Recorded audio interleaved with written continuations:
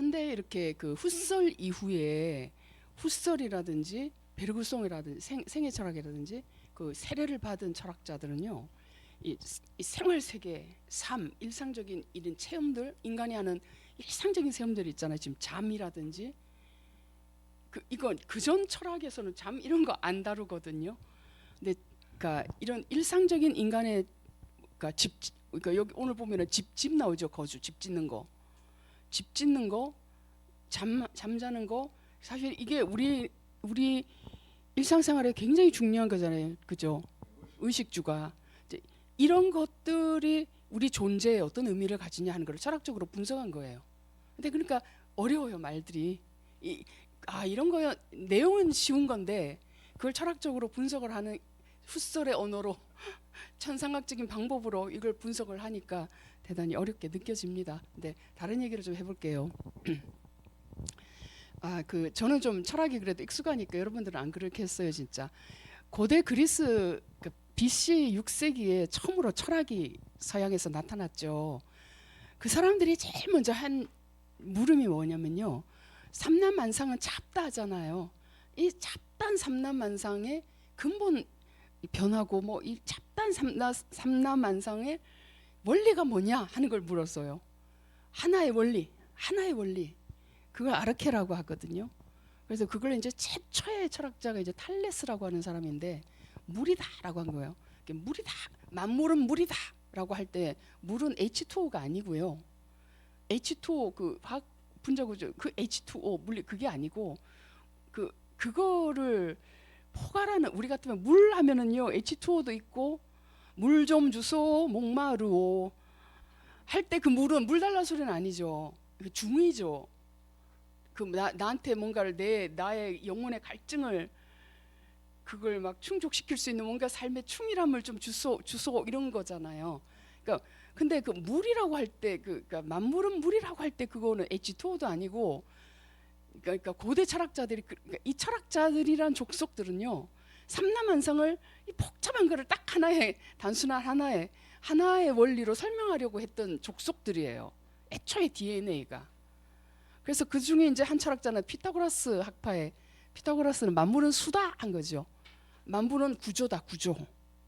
이런 게 이제 전체성인 겁니다. 그러니까 이런 전통이 플라톤부터, 그러니까 플라톤 이전부터 내려왔고, 플라톤은 이데아다 이렇게 했고요. 뭐 이제 아리스토텔레스는 형상과 진료다, 형상이다 이렇게 뭐 하여튼 철학자들은 그 복잡한 걸 하나로 딱 이렇게 하나의 원리가 뭐야? 그거 하나 풀면 줄줄줄줄 나오는 그거를 이제 찾았던 사람들이에요. 그래서 그게 이제 데카르트 오면은 그게 코기토거든.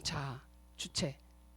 근데 주체가 근대 철학에서 이제 왜 현대 철학에서 이게 주체가 문제되고 전체 하나의 단일한 원리를 찾는 게 문제가 되냐면 이 너무 하나의 원리를 찾다 보니까 거기서 삐죽삐죽 삐져나오는 것들을 다 그냥 없애고 도외시하고 이렇게 와야 되잖아요.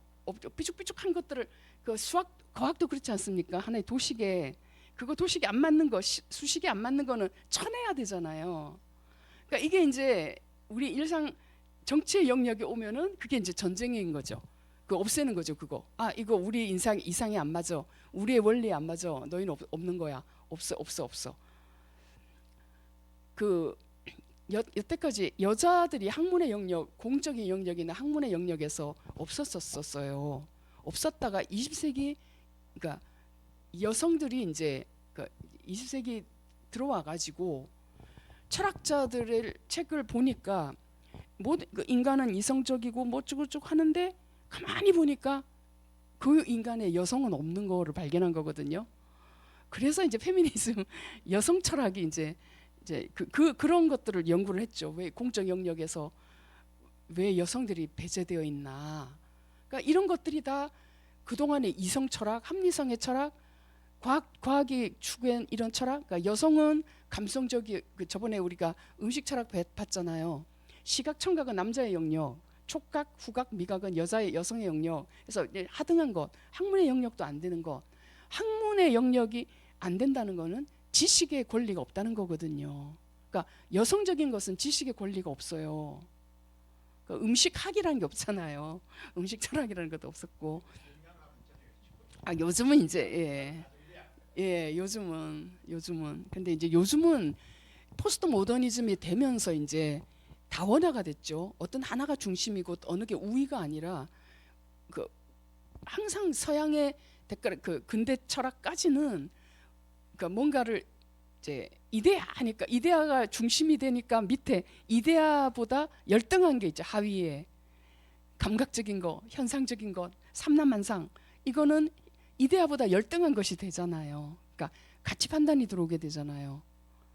그죠? 그런 걸 말하는 겁니다. 그러니까 항상 이제 서양 철학이 이성 중심, 합리성 중심 하니까 합리성, 이성 어떤 원리 배제되는 것들은 열등한 것으로 여겨지니까 여기에 이제 이 열등한 것이 이대로 철학에만 학문에만 머무는 것이 아니라 삶 속에 딱 들어오면 그게 이제 이렇게 성차별이라든지 무슨 차별이라든지 배제라든지 이렇게 나타나는 거니까 여기에 대해서 이제 21세기 철학자들은 아주 이게 레비나스 뭐 이게 지금 우리가 다루는 이 현대 사상은 그것에 예민하게 그래서 모든 동일성이 아니라 차이성 차이 모든 존재들은 다 차이가 있는데 그 일일이 그걸 다 인정해야지 동일성 어떤 전체를 아우르는 원리 하나 하니까 그것에 삐져나와서 못 들어가는 것들한테는 폭력을 행하는 것이 되지 않냐 존재를 지워버리게 되고 그런 반성인 것입니다. 예. 근데 이제 그 중에 이제 레비나스는 특히 철학에서는 왜 타자 문제를 안 거론했냐 주체만 있었지 항상 나의 관점, 의식의 관점, 주체의 관점이 문제됐지 타자를 끌어들이지 않았다는 거예요. 근데 이걸 그래도 그나마 했던 사람이 하이데거거든요. 제가 알기로는 생활 그 삶에서 다른 사람과 교섭하고 배려하고 그랬는데 그것도 이제 레비나스가 보기에는 반쪽짜리밖에 안 된다는 겁니다. 그게 어디까지나 현존재 중심에서 하는 거지. 타인의 이 레비나스 철학을 나중에 보면요, 그 환대 그 타인을 그냥 받아들이 그러니까 1대1 동등한 사람들끼리의 관계가 아니에요. 이게 뭐냐면 그 타인 밑에 들어가는 겁니다. 이게 참 저는 이게 이해가 잘 되기도 하면 안 되기도 하는데요. 자, 여러분 레비나스가 내문화권의 철학자라 그랬죠. 우리가 어렸을 때 저도 보면 나의 이런 정신을 형성하는 게 어릴 때 읽은 책들이거든요. 우리 다 그렇잖아요. 가장 그 감수성이 예민 그 청소년 시절에 읽었던 책들이 다 거의 다 이제 우리들의 이런 정신 세계를 지배하는데 뭘 읽었습니까? 그럴 때 구약 성경 읽었어요. 구약 성경을 읽었고 또 뭐 탈무드 열심히 읽었죠. 그리고 뭘 또 읽었겠어요? 톨스토이 읽었을 거예요. 톨스토이 여러분 톨스토이 단편에 뭐 사람은 무엇으로 사는가도 있지만 혹시 그 단편 기억나십니까? 어떤 사람이 그 단편 제목을 잊어버렸어요.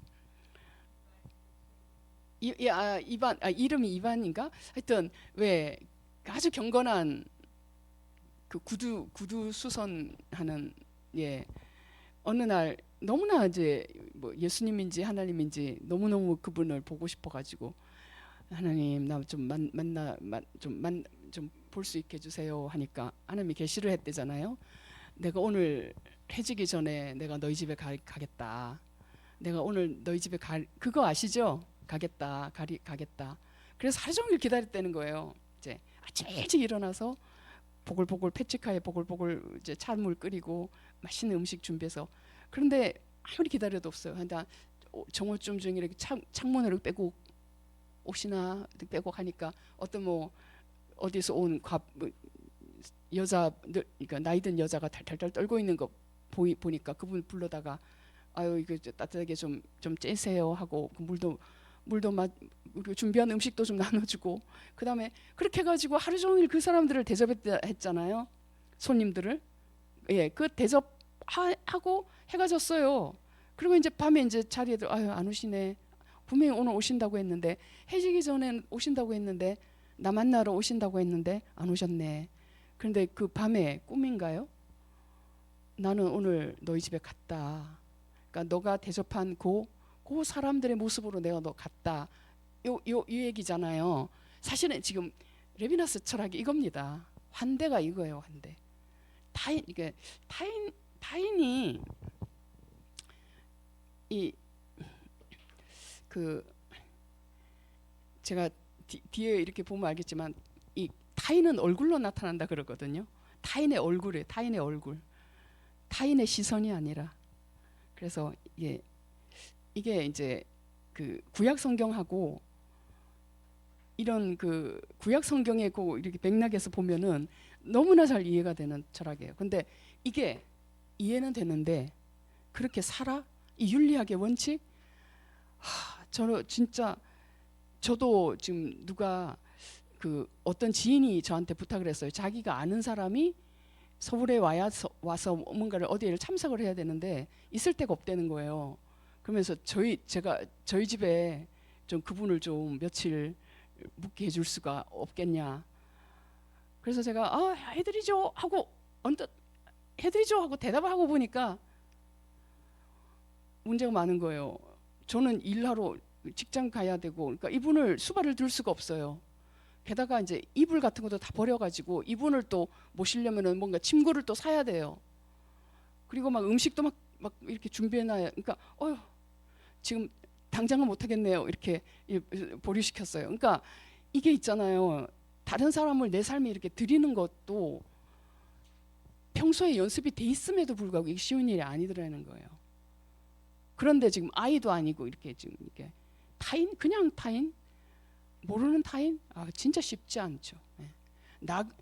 그 구약 성경에는 고아와 가부와 나그네를 대접하는 게 있죠.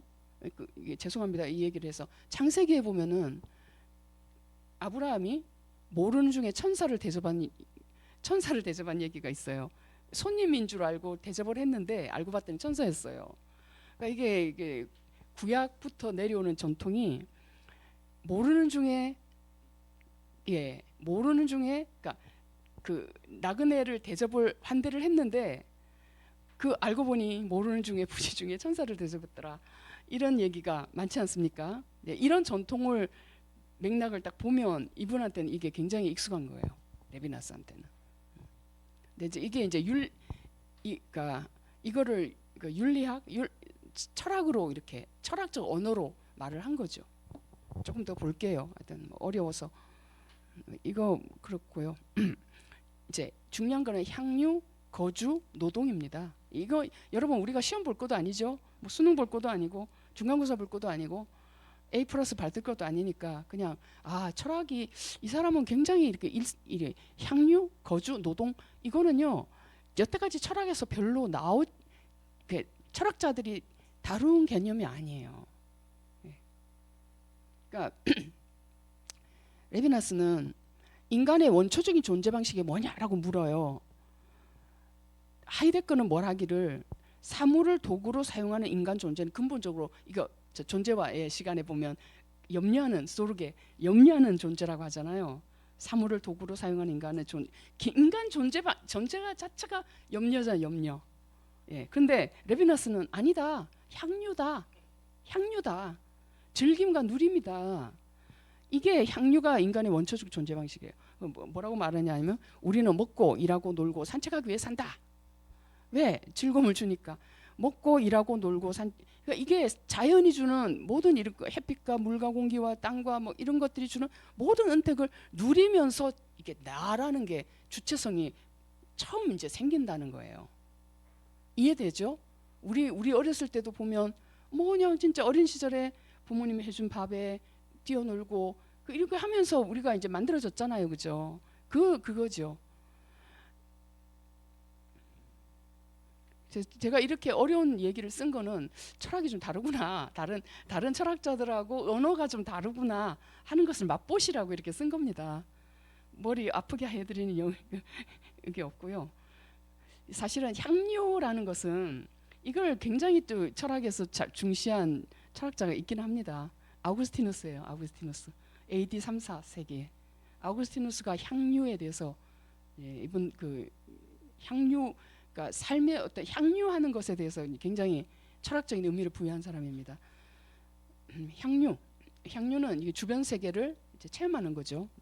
누리는 거. 예.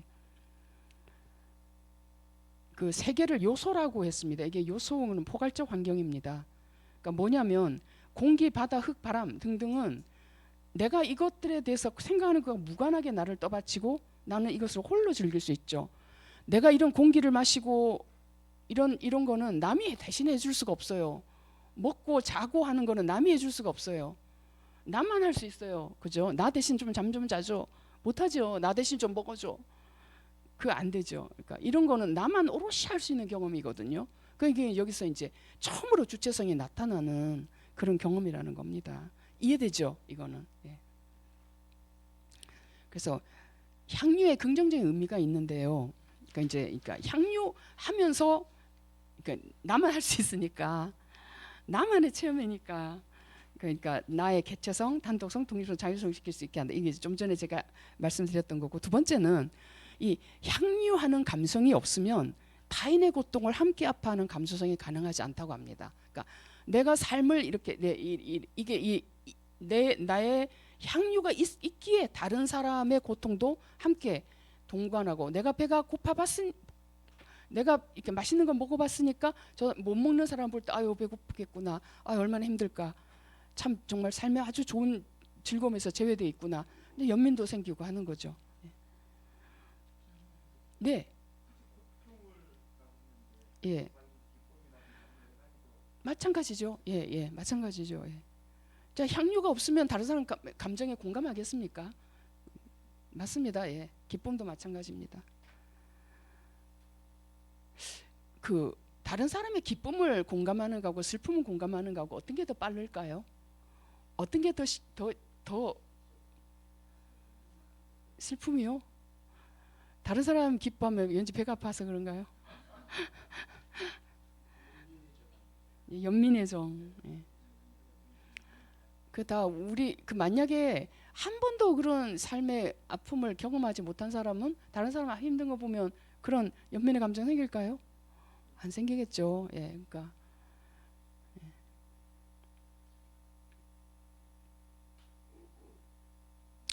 근데 세계는 양면성이 있습니다. 그러니까 물, 공기, 바람, 흙 이걸 지금 요소라고 한 겁니다.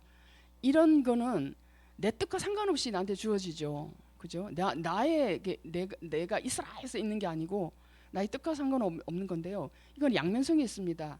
내 존재를 충족시키는 것인 동시에 위협이 되기도 합니다. 그러니까 삶을 지탱하는 기반이면서 동시에 나를 이렇게 위협하는, 예를 들면 물 없으면 물이 핍절할 때는 못 살죠. 예, 물.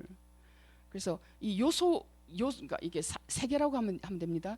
세계가 뭔가 이렇게 부족으로 나를 엄습해 올 때 인간이 하는 두 가지 반응이 있대요.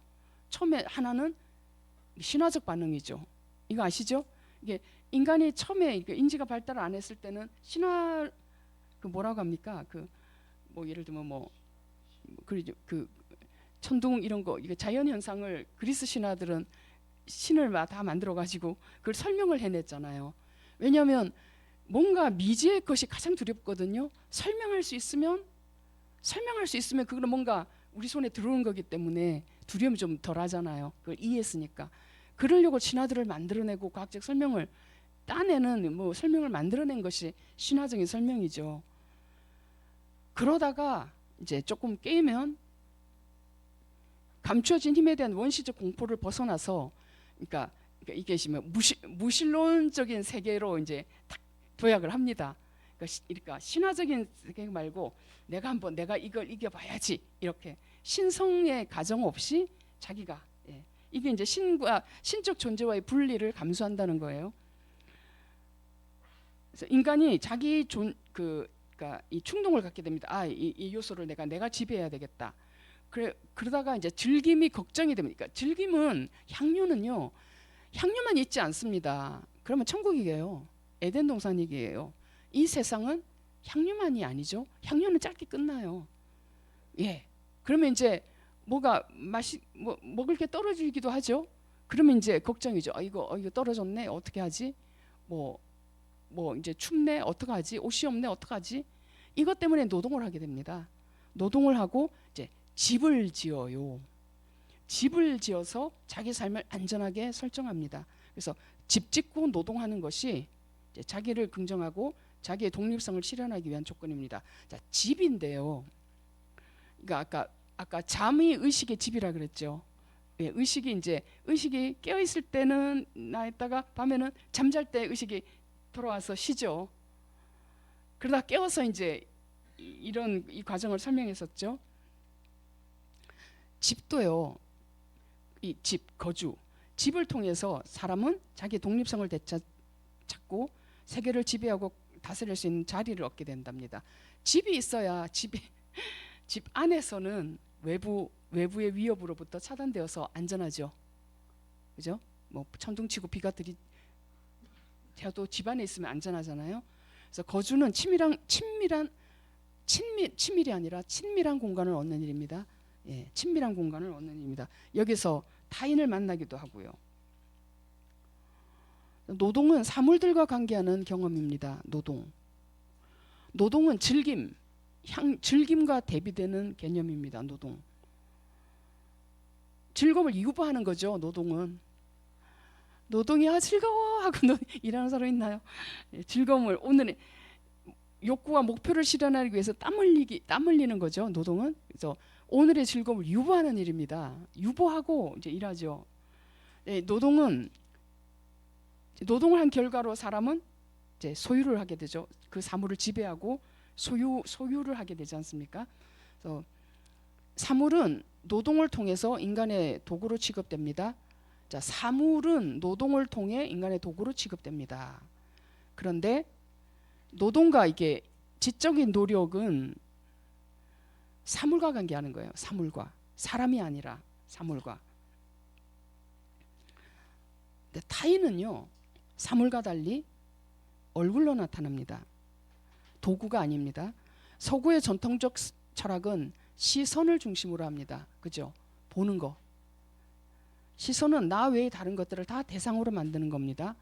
네, 레비나스의 얼굴 개념은 시선에 반대해서 등장하는 겁니다. 아마 어떤 철학자도 얼굴을 가지고 뭐 철학한 사람은 없을 것 같아요. 네, 이거는 구약 그 유대의 전통이죠. 유대. 여러분 그 구약 성경을 읽어보면 하나님의 얼굴이라는 게 그 이디엄입니다. 그 하나님의 능력, 하나님의 얼굴 하면요 친밀한 호의예요. 호의. 민수기 보면은 제사장의 축복이 있거든요. 여호와는 그의 얼굴을 너에게 드사 너에게 복 주시기를 원하며. 그죠? 그래서 얼굴을 감춘다, 얼굴을 외면한다 하는 거는 그 사람에 대해서 호의를 거두는 거죠. 단절이고요. 얼굴이 굉장히 중요합니다. 이게 그 히브리어로 얼굴을 파님이라 그러는데 혹시 여러분 브니엘이라는 단어 들어보신 적 있으세요? 브니엘. 예, 브니엘. 부산에 브니엘 고등학교가 있었어요. 예. 그 브니엘이 하나님의 얼굴이라는 뜻이에요. 예. 파님이 얼굴인데요. 퍼니엘 하나님의 얼굴. 예, 브니엘. 그래서 이 레비나스의 얼굴 개념은 시선에 대비되는 개념입니다. 시선은 내가 주체가 되어서 타인을 보는 거죠. 그런데 타인의 얼굴은요 그냥 나한테 나타나는 겁니다. 내가 보려고 하는 것이 아니라 나가 보려고 하지 않아도 우리에게 나타나는 것입니다. 그리고 사물을 딱 보는데 나한테 막 호소하지 않죠. 나 좀 먹어줘, 나 좀 마셔줘, 안 하죠. 근데 얼굴은 사물과 달리 바라보고 호소하고 스스로를 표현합니다. 그래서 얼굴과의 만남은 사물과는 다른 차원을 우리에게 열어주는 겁니다.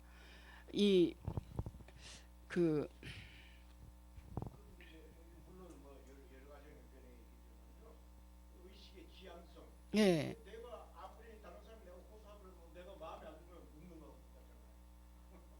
아, 그렇죠. 예. 예.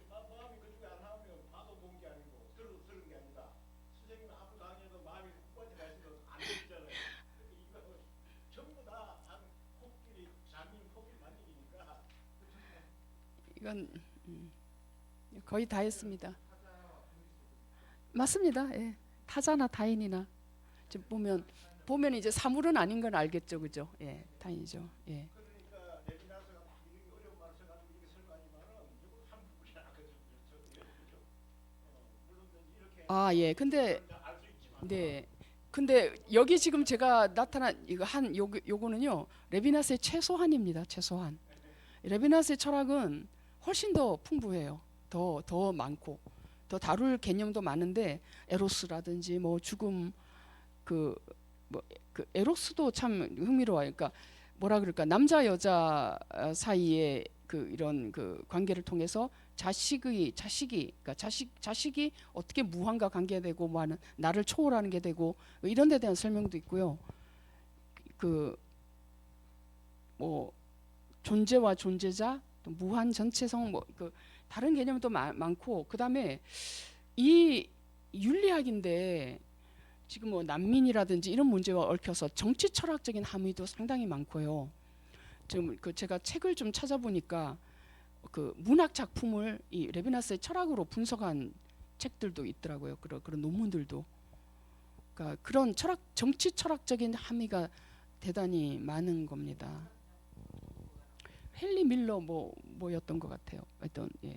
그 교보에서 본 것 같아요. 교보에서 그 레비나스의 철학으로 본 무슨 뭐 예 그 무슨 그 그래서 문학 작품 분석한 거 봤는데 이 타자는 제가 그냥 간단하게만 설명할게요. 이거 봐도 제가 봐도 이거 참 그러네요. 제가 봐도 뭐 이거 본다고 될 것 같지 않습니다. 레비나스 읽기 어렵습니다. 쉬운 거 아닙니다. 예, 현상학적인 이 글이라. 근데 우리나라에 제가 이 책을 타인의 얼굴이라고 서강대학교 강영한 교수님이 레비나스를 무척 좋아합니다. 이게 이제 그 레비나스 철학을 또 굉장히 잘 풀어서 하셨어요. 이런 책이 있습니다. 이거 제 거거든요. 그러니까 빌려 보실 분은 이거 빌려 드릴게요. 타인의 얼굴. 타인의 얼굴. 저는 그 구약 성경을 알지 않습니까? 구약 성경을 알기 때문에 레비나스의 철학의 이런 그러니까 뭐라 그럴까? 이거는 구약 성경 그러니까 구약 성경의 이웃에 대한 그러니까 율법을 그러니까 신약에 와가지고 율법의 많은 조항들을 딱 그냥 요약하면 두 가지다죠. 하나님을 사랑하라. 두 번째는 내 이웃을 내 몸과 같이 사랑하라. 내 이웃을 내 몸과 같이 사랑하라니까 나도 사랑해야 되죠. 나를 사랑하지 않은 사람은 내 이웃도 사랑할 수가 없는 거죠. 어떻게 사랑하는 게 바른 사랑인지 모르겠지만, 그러니까 이웃 사랑이죠. 그 율법 10계명도 앞에 5계명은 하나님에 대한 계명이고 나머지는 이웃에 대한 계명이거든요. 그러니까 이웃 사랑을 어떻게 실천할 것인가거든요. 그러니까 이게 지금 레비나스의 타인 철학은 그 인간이 도덕적으로 윤리적인 주체가 되는 것은 절대로 혼자서는 안 되고 타인을 내 삶에서 이렇게 영접할 때, 환대할 때 받아들이고 그 기꺼이 섬기고 할 때야 비로소 윤리적인 주체가 된다는 거예요. 그게 핵심이에요. 그러지 않고 그러니까 특히나 그 타인이 고통받고 억압받는 그런 얼굴로 나한테 도움을 요청을 할 때 그것을 딱 외면하는 것은 불의를 행하는 거라고 하는 불의가 되는 거예요. 불의를. 그거 그냥 외면할 수도 있지만 외면해서는 안 된다는 거죠. 그래서 철학은 제1 철학은 윤리학이 되어야 한다. 이렇게 하고요. 어떤 교황이더라? 그 교황은 이 레비나스를 읽을 것을 권장하기도 했다고 합니다. 근데 제가 아까도 말씀드렸지만 그 기꺼이 다른 사람을 향해서 나를 열어놓는다는 건 진짜 모험이죠. 상처받을 정서적인 상처뿐만 아니라 경제적인 금전적인 손해뿐만 아니라 어떤 때는 생명의 위협까지도 감수를 해야 되는 거거든요. 그러니까 그거는 여러분들은 그렇게 저는 저는 건너 그런 사람은 알고 있습니다. 어떤 사람이 알고 있냐면은 그 어머니가 저번에도 그런 분이 계셨지만 그 어머니가 어떤 분이었냐면은 고아원에 애들을 그러니까 고아원 애들이 한 50명 뭐 100명 있으면 5명씩 그러니까 한 달씩 5명씩 한 달씩 번갈아 가며 그 집에서 그래서 아이들이 한 달 지나고 나면 포동포동해진대 5명이. 그러면 이제 다른 또 삐쩍 마른 5명 데리고 와서 또 근데 상에서 똑같이 자기 아이들하고 그 아이들을 먹이는 바람에 진짜 그 집 아이들이 상처를 받은 거예요. 근데 이제 이 어머니가 그 딸들을 자란 딸들을 그리고 그 거지들을 그렇게 또 먹였대요. 그런데 이제 이 딸들을 시집 보내면서 맹세를 시켰다고 하잖아요. 너희 집 반경에 15km 안에 이렇게 가난한 굶어 죽는 사람 없게 하라고. 그래가지고 그렇게 어머니가 그런 어머니였대요. 그러니까 모든 걸 그렇게 했는데 딸들이 다 어떻게 살았겠어요? 딸들이 진짜 쉽게 말하면 부자가 됐어요. 거부들이. 그러니까 이게 그런 경우가 있고요. 그게 실제 있는 사람입니다. 저 뭐라 그럴까 참 쉽지 않은데 있어요. 또 드물게. 근데 그런 분들은 그 당대는 굉장히 힘들게 살았어도 진짜 자녀들은 참 잘 되더라고요. 이 영화 우리 봤잖아요. 우리 영화의 그 끝에 아를리티 그 아내가 원래는 사실 죽을 병이었는데 기적처럼 낫다 그랬잖아요. 그러니까 이게 저는 이 환대의 우리가 그거 바라고 하는 건 아니지만 기꺼이 이렇게 환대했을 때 이제 어떤 뭐라 그럴까 영혼의 치유라든가 하여튼 뭔가 어떤 정신적 영역에서 뭔가가 일어난 거죠. 보상이라고 할까? 보상이라고 하면 좀 너무 그렇고 그거를 바라고 한 건 아니었는데 결과적으로는 어떤 뭔가가 어떤 영향력이 있었던 것 같죠. 예. 안 바래야. 예. 그렇죠. 예. 예.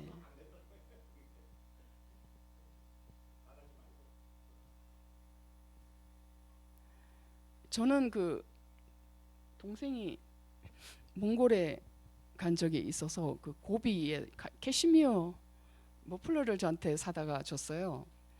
근데 재작년인가 한 3, 4년 된 것 같아요. 경복궁역에서 이렇게 올라오려고 엘리베이터를 누르고 딱 엘리베이터를 탔는데 저기 앉아 있는 어떤 할머니가 남루한 할머니가 그 머플러 자기 달라는 거예요. 달래요. 근데 제가 이 사건이 너무나도 왜 제가 기억에 생생하냐면은 그때 만약에 이제 내가 옆에 있었는데 달라고 했으면 뭐 그렇게 벗어서 줬을 수도 있을 것 같아요. 근데 그 머플러 진짜 제가 아끼는 거거든요. 왜냐면 그거는 한번 이거 하면요 옷 하나 입은 것 같이 따뜻해요. 가볍고 따뜻하고 100% 진짜 캐시미어. 근데 이제 근데 제가 왜 이 사건이 근데 엘리베이터를 타고 이제 문이 닫히는 찰나에 그거 놔줘요 하는 소리에 제가 뭐라고 대답을 했냐면 내 입에서 순간적으로 튀어나오는 말이 죄송합니다. 이거 비싼 건데요. 그리고 이제 닫히고 올라간 거예요. 근데 제가 내려가서 다시 그러니까 주기 위해서 내려가야 되나 고민했어요. 왜 그러냐면은 혹시 천사인가 아닌가? 아니 혹시 천사일 수 있거든요. 아니 이게 왜냐면 아무리 할머니지만 남한테 그렇게 그걸 대뜸 달라고 하겠어요? 그래서 지금도 제가 그 후부터 내가 그거를 안 주고 이거 비싼 건데 하고 올라와서 내 바닥을 분다. 내 바닥을 분다. 내가 정말 천사였을 수도 있는데 내가 진짜 내 바닥을 보는구나. 그리고 그 다음부터는 이제 그 물건에 대한 애착이 좀 줄어들었어요. 이게 뭐라고? 여태까지 지금 그게 다시 저한테 반복되면은 그 얼른 그냥 벗어줘야지. 벗어줘야지 마음이고요. 또 그때 되면 그러니까 이제 제 수준을 보는 거예요. 제 수준을. 참 이게 이런 물욕 하나도 그 할머니한테 가면 그 할머니한테 따뜻했을 텐데 네, 그런 마음이 있어요. 예. 그러니까 이게 어떤 삶을 살 것이냐 하는 그 평소에 어떤 결의가 없으면요 이거 쉽지 않아요. 그러니까 레비나스의 철학 보면은 뭐 이렇게 비현실적인 철학이 있나? 아까 그 있잖아요 왜 그 끝에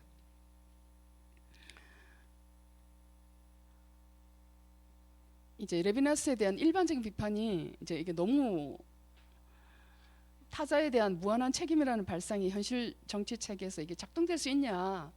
너무 비현실적인 거 아닌가? 너무 추상적인 거 아닌가? 이게 이 레비나스의 타자가요 나와 동등한 사람이 아니에요. 나보다 훨씬 약하고 그러니까 내가 더 강한 사람이에요. 내가 더. 그러니까 어떻게 해야 맞냐면은 내가 그 사람 밑에 들어가서 무한히 책임을 져야 동등한 관계가 되는 거예요. 근데 이렇게 하는 것이 타인이야말로 바로 나를 참된 윤리적 주체로 만들어주는 그 뭐라고 하죠? 고마운 사람인 거죠. 고마운 존재. 저는 이게 어떤 면은 이해가 됩니다. 근데 이게 우리가 평범한 우리 이제 일상에 정말 콩나물값 하나에만 바들바들 떠는 우리는 이게 참 쉽지가 않은데 그 구약 성경의 전통에 있는 사람은요 이게 정말 와닿아요. 왜냐 이렇게 그러니까 이 구약 성경에는 이렇게 어려운 이웃은 진짜 변장한 하나님이라는 게 있거든요. 변장한 하나님. 그러니까 아마 그런 이데올로기가 있어야 사람들을 이렇게 돕겠죠. 저처럼 천사일 줄 모르는데 그래야지 그렇게 벗어주고 막 돕고 하지 않겠어요? 그러니까 변장한 하나님이라는 그게 있기 때문에 이제 이런 어려움에 공경에 처한 사람들을 돕는데 선뜻 나서야 된다 하는데 이게 요즘은 모르겠습니다. 이게 참 어렵습니다. 요즘은 그 악인도 이 타인의 범위에 들어가나 악인도 네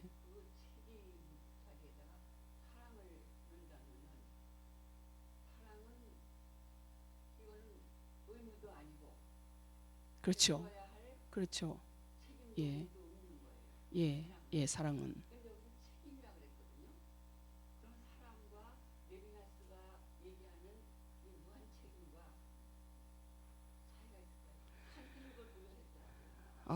그렇군요. 네. 예.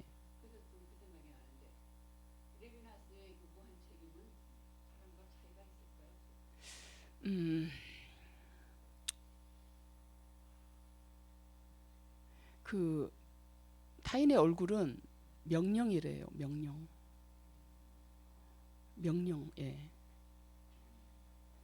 정은 명령 같은 명령이라고 합니다. 타인의 얼굴 자체가 명령이래요. 그러니까 해야 된다는 걸로. 예.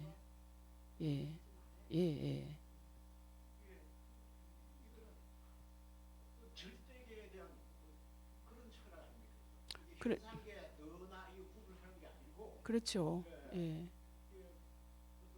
절대계 하나님 구약 성경 그거는 이 현상계를 이야기하고 내가 너고 내가 전부다. 그러려면 저런 생각이 이제 그거가 이게 불교에서 불교인이라면은 이게 이런 얘기도 가능한가요? 노자의 덕을 게 전부 다 납니다. 전부 다. 그런 게 이제 좀 알렸으면 저런 얘기가 좀 노자, 장자 같은 이런 얘기가 사실 불교 같은. 그러면 거기는 타자가 없나요? 전체가 난데 이것도 나고 저것도 나고 나의 또 다른 모습이야. 그렇게 요즘 현대가 의식과 관련해 의식이 뭐냐 생명 우주의 원리다. 전부 다 우주 하나다. 나의 또 다른 모습이다. 나의 또 다른 모습이 신의 현현 같은 걸로 타인의 얼굴이 도저히 이해할 수 없는 그런 세계. 인간의 당면성 있잖아요. 그렇게 노른자 좀 해가지고 이렇게 현상에 또 내가 몸으로 살려면 애고도 있어야 되는 거고 이거는 항상 참나 그런 세계거든요. 이게 성성성하 동전의 양면처럼 예. 생기니까 근데 예, 이게 근데 좀 미세하게 미묘하게 무한 책임이라고 해가지고 뭐 완전히 내가 그럼 없어져야 되는 거냐? 그건 아니라고 해요. 예. 네, 이게 참 어렵습니다. 어떻게 내가 그러니까 나의 주체성이 보존되면서 무한 다른 그 타인에 대해서 그렇게 타인의 밑에 들어가서 이렇게 섬기고 하는 것이 가능한지. 보시.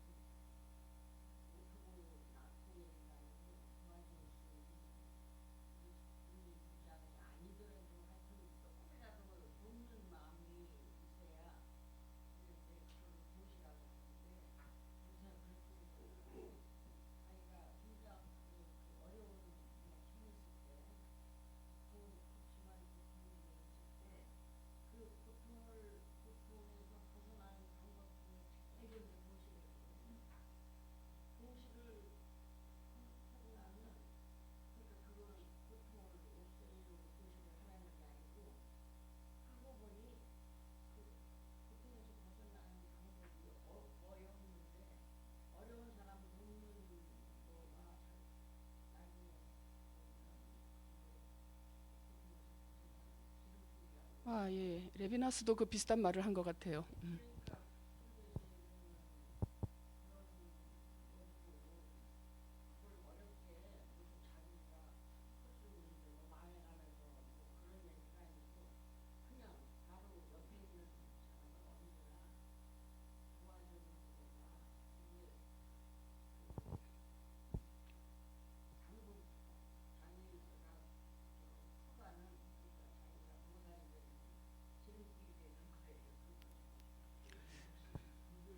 네.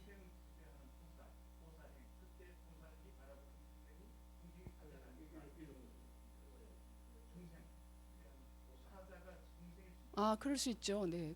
그럴 수도 있죠. 예.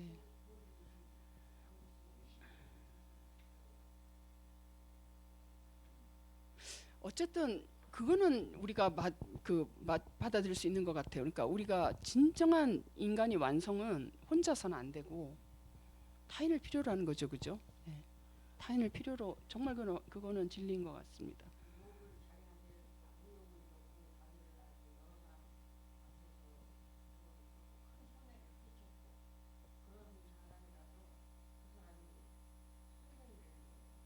음,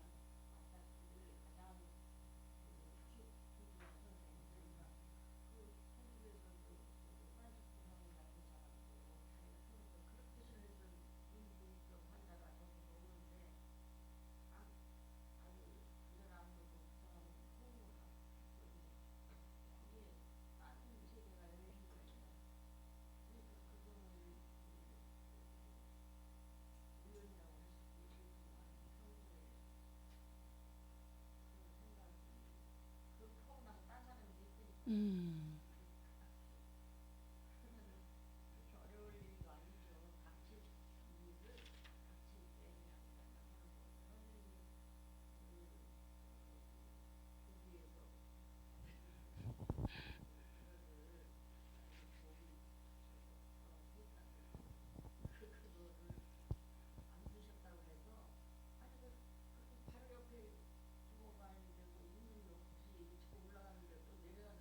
아, 네. 근데 진짜 옆에 있을 때 얘기했으면 좋을 거예요. 그러니까. 근데 진짜 너무 네, 두고두고 생각해요. 지금도 생각하고. 다음에 이제 이런 일이 있으면은 얼른 벗어줘야지. 그러고 그럽니다. 예.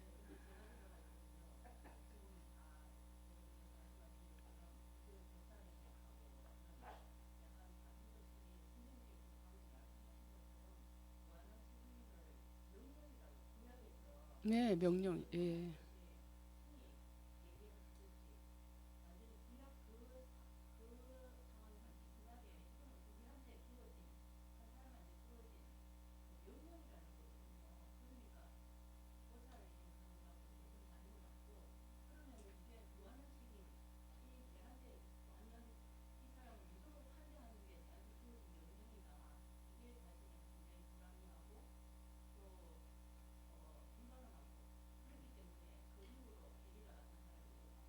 예.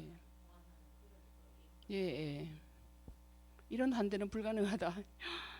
이게 가능하냐? 예. 이 영화 감독은 참 이게 이제 그러니까 이게 이제 환대하니까 이게 정치적으로 난민 문제하고도 관련이 되는데요. 난민 문제. 그 여기 영화에도 보면은 프랑스도 난민 그 찬반 양론이 있잖아요.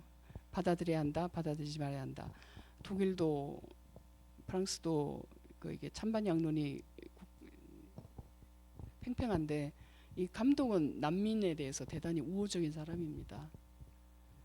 예. 그 왜냐하면 그 난민을 만드는 일에 일조했거든요. 일조했으니까 예, 자기들이 원인을 제공했으니까 당연히 이제 그 받아들여야 한다는 거였죠. 이 쉽지 않은 문제입니다.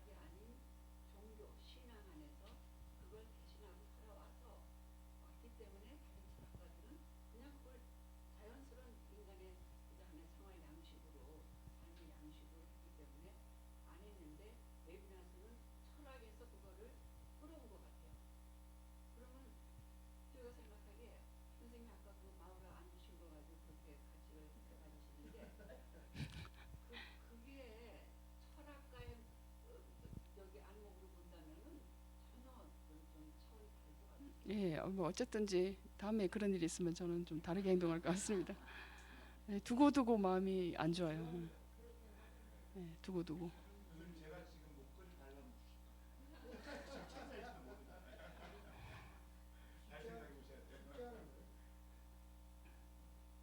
아, 참 그러네요, 진짜. 예. 아유, 그건 그렇고요. 하여튼 여러분한테는 그러니까 우리 세태가 이제 한 우리 60년, 70년, 80년대는 정말 이웃 간에 정도 많고 친구가 정도 많고 넘치고 공동체에 이렇게 살다가 지금은 굉장히 거기에 이제 좀 냉담한 상태 아닙니까?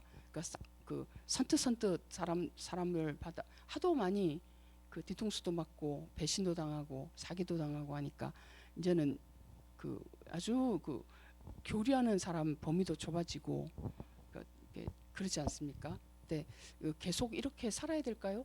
아니면은 좀 마음을 상처받을 각오를 하고 그래도 이렇게 열고 살아야 할까요? 다른 사람 환대하면서 살아야 할까요?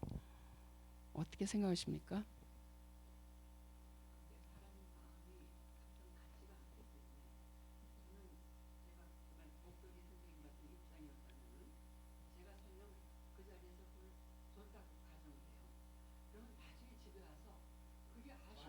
음,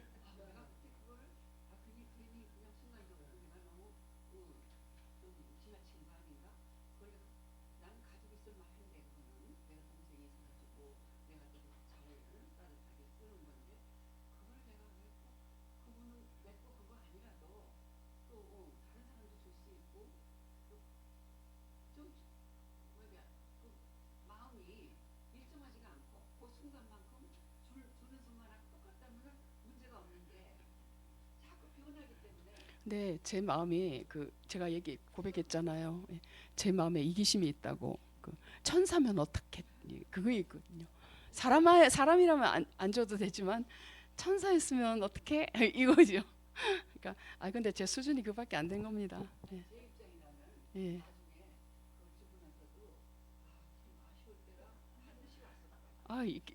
그랬을 거예요.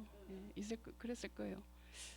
뭐 그건 그렇고 근데 이런 일은 좀 드무니까 근데 드무니까요. 근데 진짜 그 여러분 저보다 훨씬 더 삶의 경험도 많으시고 더 저보다 훨씬 더 질적으로도 더 높으신데 여러분은 그 주변 분들을 그렇게 그러니까 이제 뭐라고 그 신의 얼굴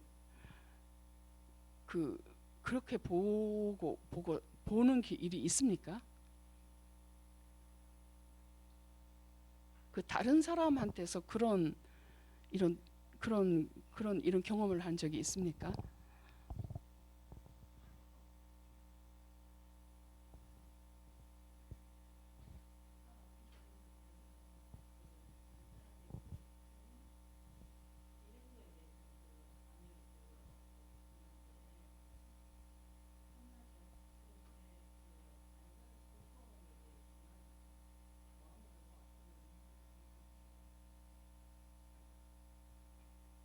할 수 있으면 진짜 돕고 싶죠. 네. 할 수 있으면. 근데 그렇게 돕는 거 아니어도 참 사람을 사랑한다는 게 어떤 걸까요? 사람을 지금 레비나스가 하는 이게 다인의 얼굴은 이 다인은요 상당히 그 공공한 얼굴입니다. 그러니까 어려움에 처한. 예, 그래서 얼굴 자체가 명령이래요. 얼굴 자체가 도덕적 호소력이 있답니다. 얼굴에. 왜냐하면 그 얼굴의 무력감이 도덕적 호소력이 있다고 하네요.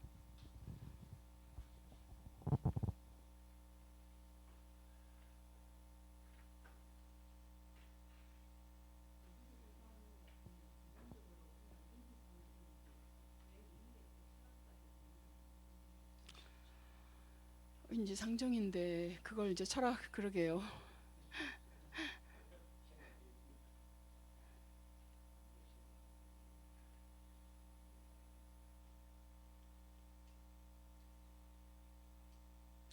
이 아까 천재성과 무한에서 타자가 무한입니다. 왜 무한이냐?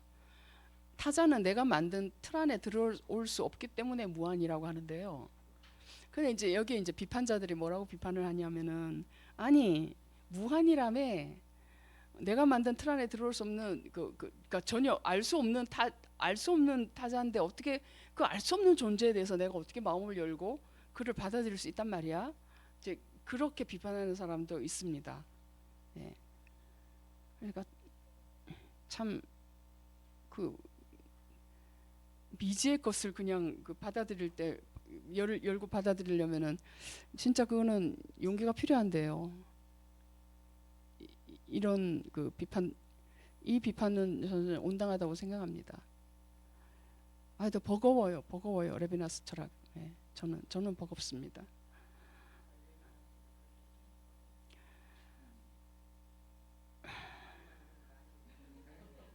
아까 그 팔레스타인 보십시오. 그 대담. 그러니까 좀 사람들이 그때 깜짝 놀랐다잖아요.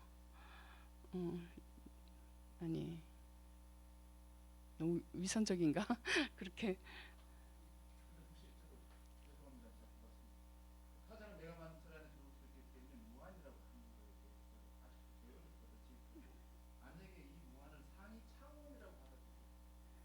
이게요. 예.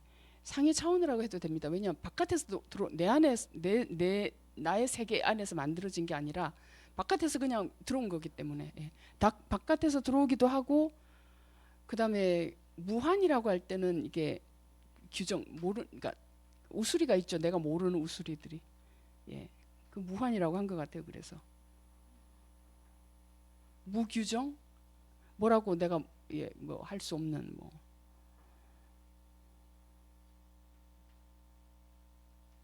고통받는 타자가 호소할 때 신의 계시처럼 받아들여야 한다는데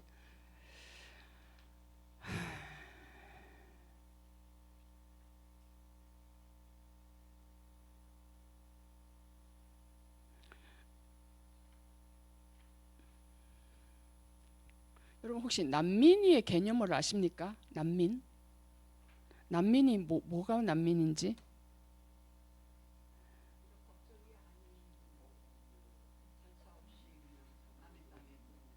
아, 그게 뭐 하나 있어가지고 제가 잠깐 보실래요? 난민이 그 초중 학교에서는 이런 다문화의 교육이 활발하게 이루어지고 있습니다. 다음 시간에는 노마드랜드입니다. 혹시 영화 보셨나요? 극장에서 노마드랜드 보셨어요? 네, 어떻게 보셨어요? 어땠어요? 글쎄 뭐그 집이라는 것이 꼭 있어야만 되나 다른 사람도 있지 않을까 음, 새롭게 가서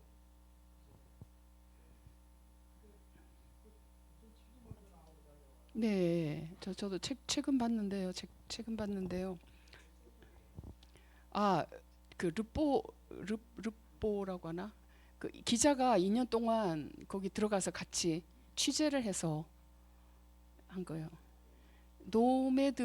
노마드랜드인지. 예. 아, 미국 미국 영화죠. 그 감독이 캐나다 감독인가요?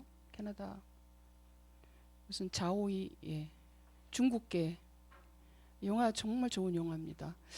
근데 저는 그거 노매드랜드 이거 혹시 얼마 전에 일론 머스크가 타이니 하우스라고 조그만 주택 그거 출 론칭한 거 보셨어요? 그러니까 $1,000 뭐 그 뭐라고 하나? 모듈로 우리 같으면 한 1,000만 원짜리 집 그 예? 게르 같은 거요. 아유 집이 굉장히 모던하더라고요. 아 그 이제 저는 그거 딱 이제 출시하는 거 보고 아 이제 이제 사회가 많이 변하겠구나를 막 좀 이렇게 팍 느낌이 왔는데요. 철학은 혹시 노마디즘 이런 거 들어보셨어요? 노마디즘 뭐 리좀 이런 거요?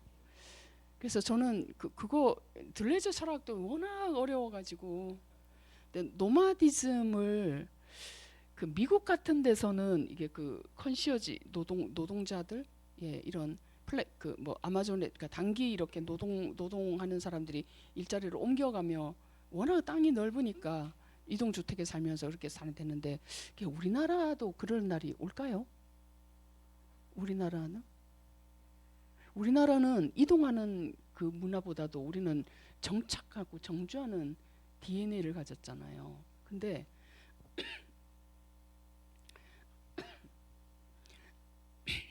글쎄요, 그 이제 산업혁명이 점점 진행되고 우리도 어쩌면 어떤 그러니까 미니멀 삶의 라이프 스타일이 많이 바뀔 것 같아요. 이제 앞으로는 주택도 그러니까 이제 심플하게 해지겠죠. 다 군더더기 같은 거 없애고 정말 필요한 것만 가지고 사는 그런 라이프 스타일이 정착이 될 수도 있겠다는 생각도 들고 그래요. 그 다음 시간은 제가 들레제 리좀 그러니까 그 노마디즘을 할 건데요. 그 들레제 철학이 워낙 또 방대하잖아요. 그런데 그 부분을 떼가지고 할 건데 그 이거 하려면은 미국에 그 왜 저런 사람들이 생겼나 모기지 그 프라임 그 모기지 사태 있잖아요. 그것도 좀 다뤄야 되고 경제 부분도 좀 다뤄야 되고 해서 근데 그 영화가 굉장히 좋은 영화입니다. 그래서 영화가 뭐 스토리가 있고 이런 건 아니고 그런 사람들을 보여주는 거잖아요. 노마드 생활하는 현대판의 그 유목민들 그걸 보여주는데 그것도 최근의 영화기 때문에 그러니까 편집이 안 돼요. 다운이 안 돼가지고. 근데 제가 영화는 구매했거든요. 그래서 영화를 좀 한 40분 정도, 50분 정도 좀 충분히 좀 보고 들레주도 하고 그 경제 얘기도 좀 하고 이제 그렇게 할 예정입니다.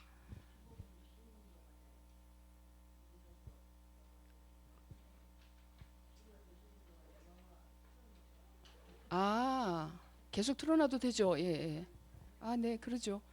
예, 예. 아, 예, 예. 알겠습니다. 그래서 오늘은 여기까지 하고요. 혹시 뭐 또 할 얘기가 있으신가요? 영화는 오늘 대단히 이제 동화적이고 심플한 것 같은데 실제로 이게 우리 삶에서는 너무나 이제 무겁고 이제 실천하려고 하면은 이런 타인의 얼굴이 어떻게 나한테 이런 호소력을 가진 도덕적 명령으로 내가 받을 수가 있나 이걸 외면하는 거는 불의를 행하는 것이라는데, 예, 이제 이런 거 하면서